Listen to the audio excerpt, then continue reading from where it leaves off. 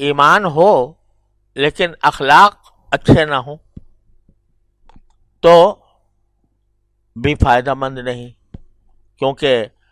بد اخلاقی کی وجہ سے کم از کم عارضی طور پر جہنم کا سامنا کرنا پڑے گا۔ ایمان بھی ہو، چاہے پکا ایمان ہو، لیکن خوش اخلاقی نہ ہو، اخلاق اچھے نہ ہوں، تو کیا ہوگا کہ شروع میں اپنی بد اخلاقی کا اس کو بھگتان بھگتنا پڑے گا، اس کا وبال اس کے اوپر ہوگا،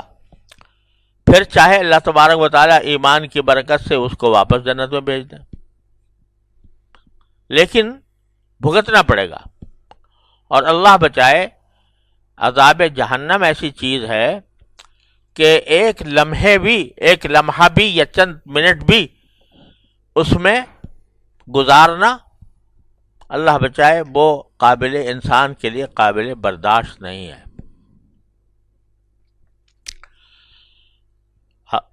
نبی کریم صلی اللہ علیہ وسلم نے فرمایا اپنے چچا ابو طالب کے بارے میں، جنہوں نے قدم قدم پر رسول کریم صلی اللہ علیہ وسلم کی مدد کی اور اپنی ساری برادری سے لڑائی مول لی رسول کریم صلی اللہ علیہ وسلم کی خاطر، لیکن آخر وقت تک ایمان نہ لا سکے۔ تو آپ لوگوں نے پوچھا کہ ان کا کیا انجام ہوگا، تو آپ نے فرمایا سب سے کم تر ہلکا عذاب ابو طالب کو ہوگا، لیکن وہ اس طرح ہوگا کہ ان کے پاؤں میں آگ ہوگی، پاؤں پر صرف، لیکن ایسی ہوگی کہ اس سے ان کا دماغ کھول رہا ہوگا۔ اللہ بچائے، سب سے کم تر، سب سے خفیف، سب سے ہلکا عذاب یہ ہوگا۔ تو ایک مومن اگر اپنے ایمان کی وجہ سے چاہے آخر میں جنت میں چلا جائے، لیکن جو اپنے اعمال اور اخلاق کی جو سزا بھگتے گا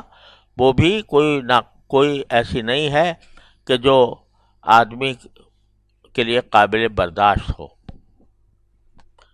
ایک لمحے کی سزا بھی قابل برداشت نہیں ہوتی۔ اس لیے ایمان کے ساتھ حسن اخلاق لازمی ہے۔ اور جو دو باتیں کل میں پچھلے اتوار کو میں نے عرض کی تھیں، وہ خاص طور پر، کیونکہ حسن اخلاق کیا ہے کہ نبی کریم سرورت عالم صلی اللہ علیہ وسلم کی سنت کی اتباع۔ حضرت عائشہ صدیقہ رضی اللہ تعالیٰ عنہ سے پوچھا گیا کہ نبی کریم صلی اللہ علیہ وسلم کے اخلاق کیسے تھے، تو آپ نے فرمایا کہ آپ کے اخلاق قرآن میں دیکھ لو، جو قرآن کے اندر جو ہدایات ہیں وہ ساری آپ کے اخلاق۔ تو اس لیے ایمان کافی نہیں ہے، بلکہ ایمان کے ساتھ حسن خلق ہونا چاہیے، اس میں سبھی کچھ آ گیا۔ سرکار دو عالم صلی اللہ علیہ وسلم